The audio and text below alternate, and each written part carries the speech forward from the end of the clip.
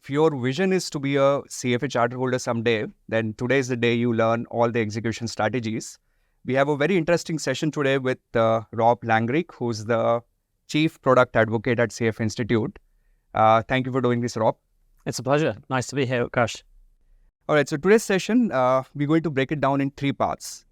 First part, I'm going to ask Rob questions on preparation strategies for all the three levels, level 1, level 2, level 3.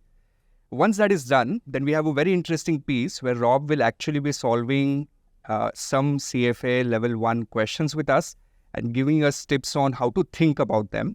And in the last part, we would be doing audience Q&A. Rob, someone who's starting their preparation for CFA level 1 now, they have no background, they haven't studied finance before. What should be the general approach? So in terms of what you need to know or be able to do to start the CFA program, actually there are really three sort of basics. There's business English, there is mathematics, and there's algebra. Beyond that, we do have pre-read materials, which is really basic statistics, basic economics, and basic accounting, which is required to start the CFA program. We provide that to registrants. Now, in terms of mix of candidates, in terms of where they come from, there are plenty of people like me who didn't study finance or business undergrad. I did law. So it's very achievable, even without coming from a finance background. So it's really designed to have the full package of people, no matter what discipline you come from in terms of studying, you're ready to start. So you're saying irrespective of the background, a candidate can do those prerequisite material, and that would equip them to deal with the complexity of the level 1 curriculum? Yeah, provided you do have, obviously, business English and then the maths that you learn at high school and some basic algebra, so basic notation. They're really the three essential ingredients to begin. Everything else we teach you. Candidates want to know, on an average, how many months does it take to prepare for level 1? So the answer, as you can imagine, is it depends. So what does it depend on? It will depend on a few things. Obviously, your appetite for how many hours you're willing to spend per day or per week studying, and maybe the discipline you come from.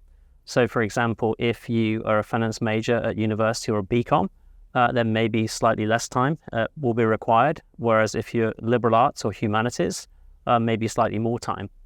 So in terms of working backwards from the exam date, we do have the registration window open for 9 months prior to each and every exam window. In terms of averages, the typical candidate will take about 5 to 6 months of studying in terms of running up to the CFA exam, and they'll typically be studying 4 to 5 days per week in the run-up, maybe a little bit more intensely before the exam. Maybe they'll use 1 week vacation at some point in that 5 to 6 month period. But typically, the typical candidate, 5 to 6 months of study for each of the three levels. How does the approach differ for full-time working professionals? Like I have a 9 to 6 job and I have a family to take care of. How many months do you think I should allocate for the preparation? How do I slice my day? How do I slice my weeks? So if you're working the way I was when I did the CFA program, you really sort of have 4 options for study. You've got early mornings before work. You've got the evenings after work. You have the weekends, and then you have vacations. And so as you plan your study, run up to the exam, you've got to think through those buckets and how much time you can allocate to it. Maybe if you're commuting, your commute's of a certain length. So that makes it certainly easy to figure out how much time you have maybe in the mornings or evenings during perhaps 5 days a week, depending on how many days you go into the office. So they're the sorts of things to think about. Which buckets of time do you want to allocate to study? And then you figure out, how am I going to get up to 300 plus hours using these time slots? And you kind of work backwards from the exam day from there. I read on the CFA website, it says that successful candidates reported preparing for, on an average, 303 hours for each level. In my experience, I've seen that it takes a lot more. Do you think that 300 hours really does the job irrespective of the background?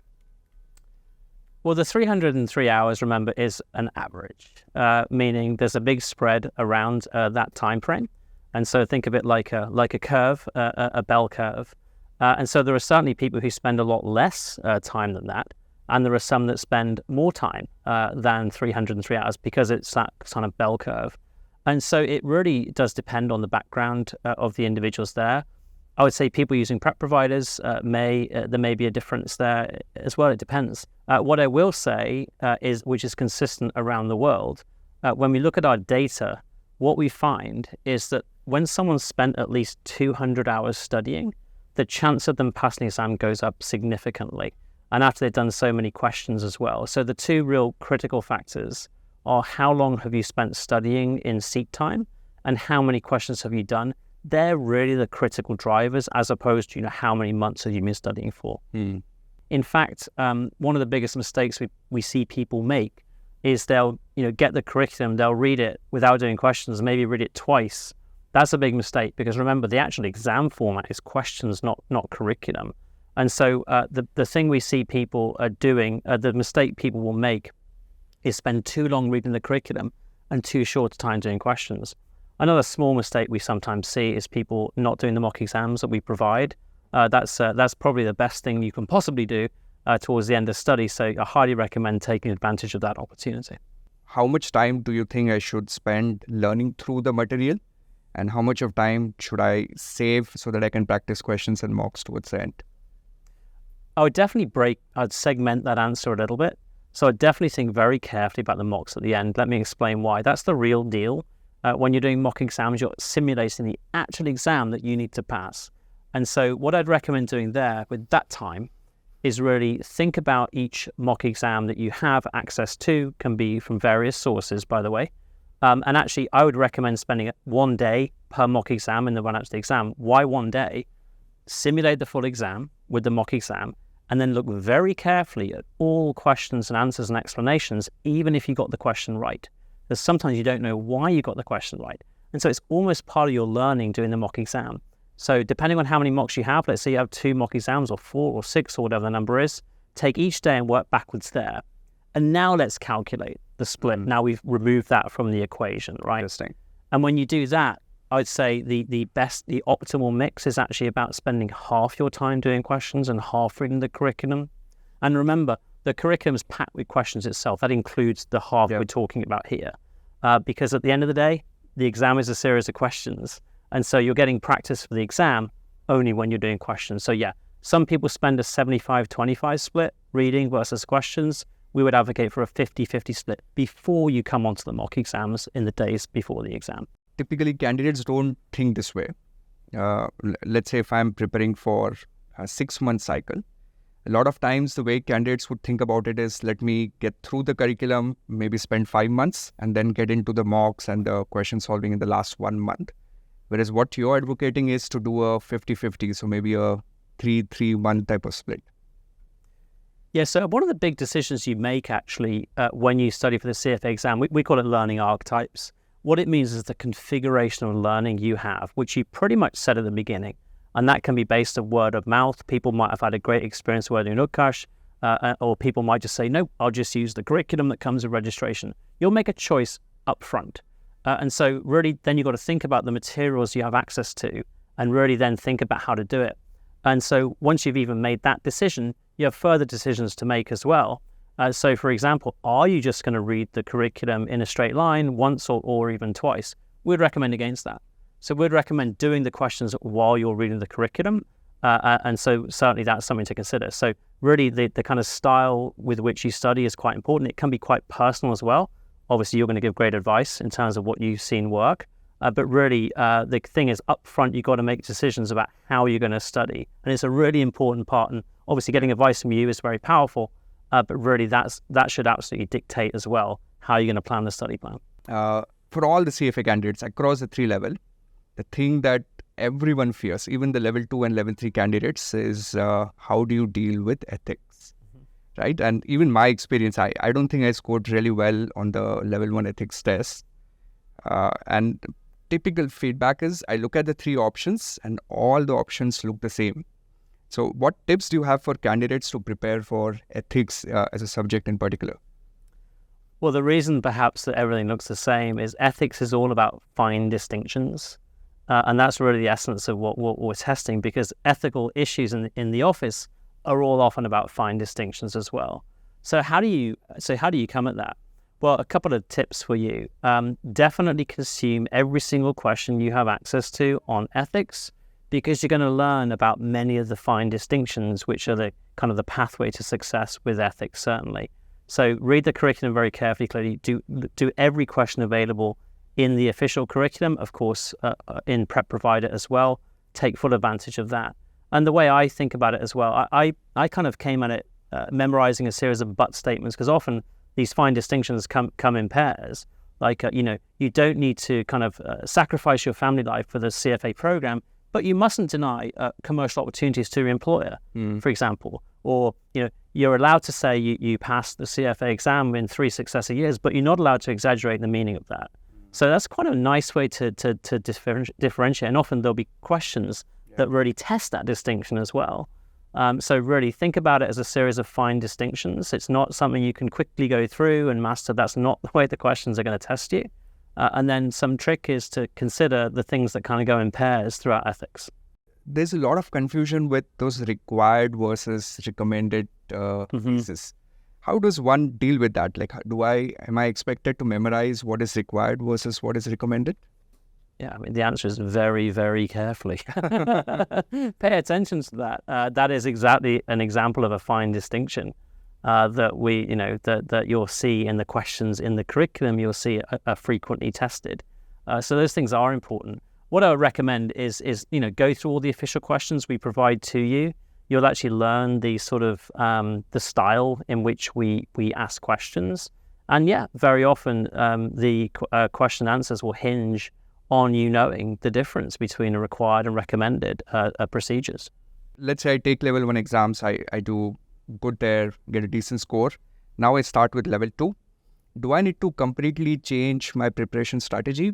Does the approach need to be different dealing with level 2 curriculum versus level 1 curriculum? So level 2 is commonly regarded as a bit more difficult than level 1. And the real reason for that is it's a little bit more mathematical. Yeah. So you're going to have more multiple step pieces of algebra to work your way through, which means you're going to have to memorize more formulae.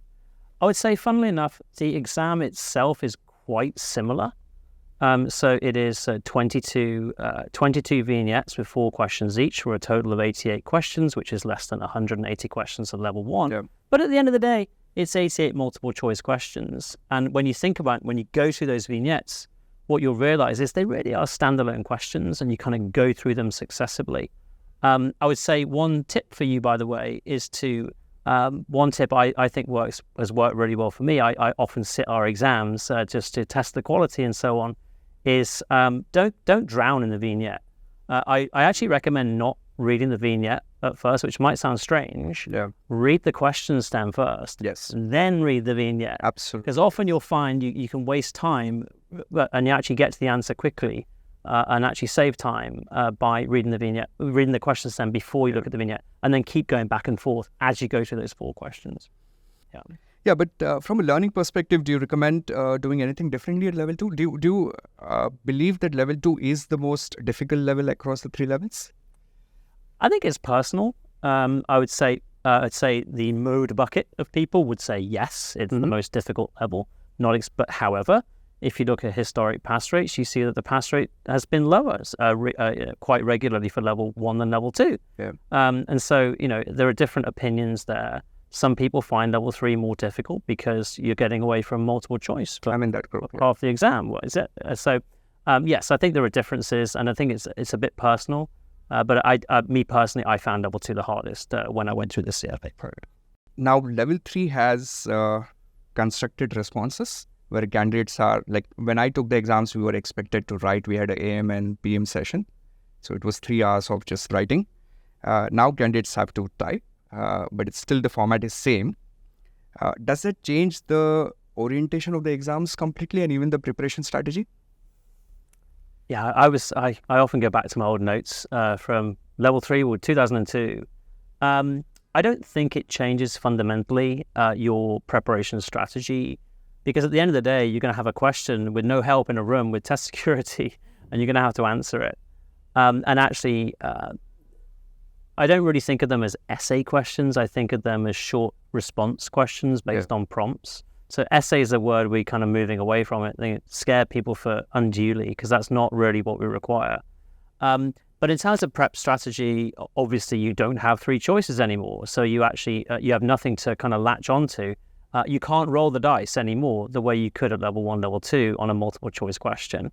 So that makes it a bit different, for some a bit more difficult. But fundamentally, you need to know the curriculum material to answer the question. If I give you one tip for level 3, well, maybe 2 tips for level 3, it's do consume all the questions available in the mock exam. Because in the two mock exams we give you at level 3, The Boston Society box. Exactly, Boston Society, it does contain the format of the questions that we're talking about. And then, of course, working the prep provider provides you a lot of help because they know the drill and can actually teach you through how to do it. The biggest mistake we can see people make is writing big essays in response, which is not really what we're looking for. You're not going to get extra credit for writing more. You're only going to get credit for getting elements of the answer correct. So that's definitely one big mistake we see. If a question says justify with, let's say, 2 reasons, if I'm taking level 3 test and I end up writing 3 reasons, does the third one get evaluated? No. So just the first 2. That's correct. Yeah. And on an average, if someone has to err on the side of writing more or writing less, what would you recommend? Less. Less is better. Less is more. How much should one write? Like, can you give general? Of course, it depends, right? Depending on what the question is. But you know the answer. It depends. But like a 2-3 line per constructed response is that a normal thought process? Yes. 3 lines. Yes. Good So generally speaking, and certainly you can look at the model answers we provide in the mocks, and your prep provider will have some historical experience with that also. But think about it from our perspective. We're not looking to read War and Peace as we grade the exam, and so we're really testing a micro part, a micro skill with each question. That's the way our rubrics work. So think about it from our perspective. That would be unwieldy and actually impractical. If we were actually looking for kind of Oxford-style discuss answers, that's not what we're looking for. Yeah, to the point, precise, asking what the question is, writing what the question is asking, that's it. Yes, exactly. Let's say now if there is some sort of a computational type of a question, which requires me to give answer in the form of a number, is it recommended to write down the whole formula? Is it recommended to kind of create steps there, or can I just write the number and move to the next question? You can write the number and move straight to the next question. If you do that and you got it wrong, you're definitely getting no credit for doing so. It's also good practice to put multiple steps in, because you're going to see if you have errors in your logic or computation if you do that. So you're taking a bit of a risk if you just write the answer down. Of course, you may very well have it correct. So I would definitely recommend putting in multiple steps. It's good. It robustifies your answer. You may spot careless errors in one of the steps of the calculation when you do that. And if you finally get the answer wrong, but you got part of it right, maybe you'll get partial credit. So partial grades do exist. Exactly. Okay. For the exams, do you have any specific tips during the test? So a few tips. I think a couple of tips I'll share with you. Well, first of all, and most obviously, if it's clear that it's going to be multiple step and you're not confident you're going to succeed, move on and flag it. Quite simply, get the easier points first, because points are points. That's one tip. But another great tip, if you are on a multiple choice, multiple step calculation, one I really love is strikeout. So in the exam room, if you right click on any of the 3 options, what it does, it strikes us. And the moment you're confident, Great feature. Yeah. the moment you're not confident, that's not the correct answer, right click. And so you might say that sounds really facile and sort of cosmetic. It's not, because what it does, it reduces the mental strain on your brain in the room and enables you to laser focus on the remaining 2 to decide either which is the correct answer or have your best guess. So that's definitely a good tip. I don't think jumping around necessarily areas is particularly helpful. I think linear is fine, but definitely the flag feature is quite helpful. Yeah. And actually, I find as I sit the exams myself, obviously I'm not maybe not your usual CFA program candidate, CFA exam candidate, but really from a time pressure perspective, it's not that high, the time pressure. And so it's important to get the easier points first if you can. And comeback is very easy. You have the waffle feature. So it's got the 9 box in the corner of the screen, which then shows you exactly what you flagged. So it's really elegant and smooth to be able to go back to the flag questions to take advantage of that feature. I just want to hear from you in terms of what resources does the CFA Institute provide for candidates to prepare? Sure, you have the learning ecosystem, the digital curriculum, which people will use alongside their prep provider materials as well. And it does have some really cool features in it. But the most important thing it has in it is practice problems. So that will be questions peppered through the curriculum, but also at the end of each learning module, which is the most important thing.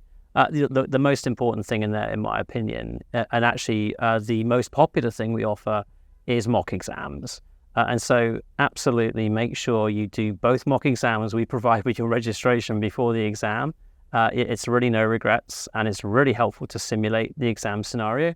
But yet some candidates don't do it. They say, I didn't have time. Well, that's actually not smart, because that's the best use of your time in the run-up days to the exam itself. So make sure you look for and do the mock exams we provide. Yeah, I think of it as both a litmus test, meaning a final check if you're ready or not, but also a learning opportunity. And really that's what I mentioned earlier. It's going back. So simulate the mock exam like the real thing. So don't allow yourself to get up from the seat. Do keep to timekeeping and sit there for the duration just to simulate the exam day. But then the thing some people miss is they just look at the score as a litmus test. Great, I passed or whatever. So you're missing a huge opportunity. So you learn a lot. Even when you got the question correct, you learn a lot from reading the explanation, because you might have been guessing, or you might maybe need to admit to yourself you were guessing. And so it's really helpful. And of course, if you got the answer wrong, that's a fantastic learning opportunity. And who knows, a question similar to that might come up on the exam itself. And you're probably going to remember that if that happened 2 days prior to the exam. So definitely spend as much time going through the explanations as you spend simulating the exam itself.